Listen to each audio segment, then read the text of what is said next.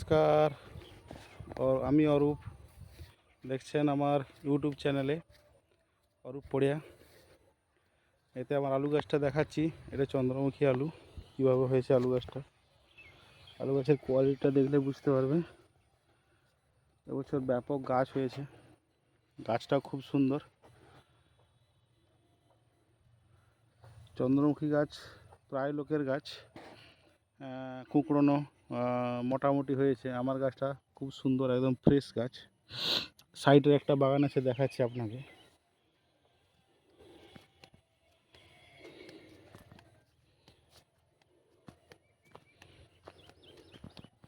এটা দেখতে পাচ্ছেন গাছটা কীভাবে হয়েছে।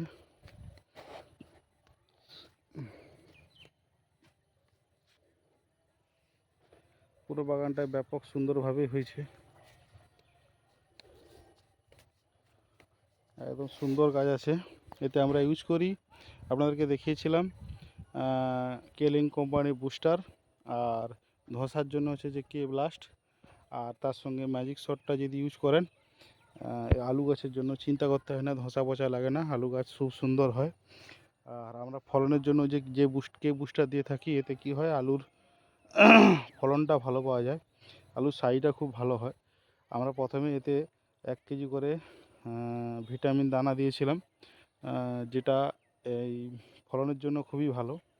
এটা 1 কেজি দিয়েছি প্রায় 2.5 কাঠাতে।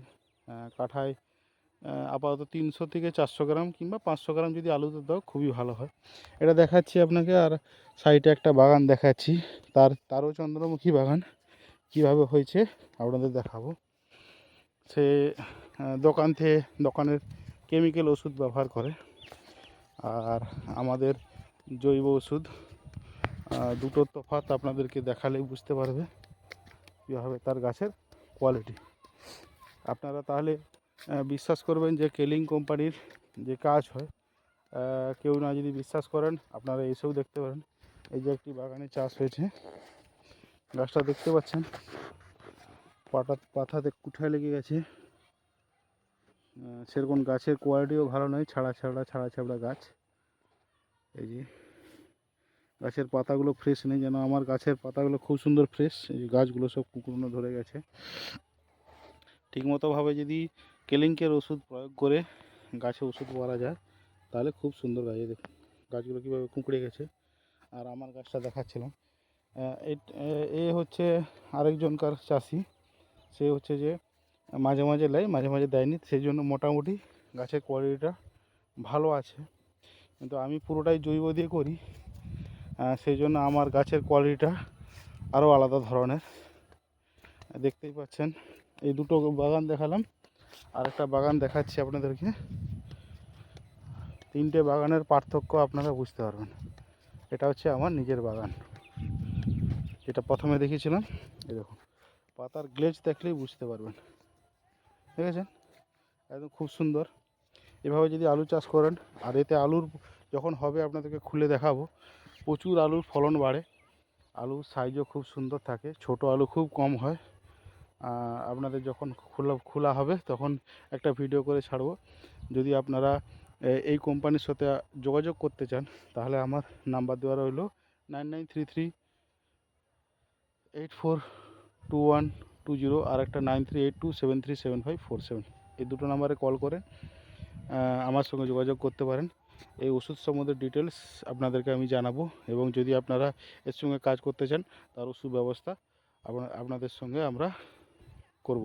আপনাদের ওখানে গিয়ে দরকার হয় সব কিছু সিস্টেমগুলো আপনাদেরকে বুঝিয়ে দিয়ে আসবো। আলু গাছের কোয়ালিটি দেখলে বুঝতে পারবেন যে কীভাবে আলু হবে।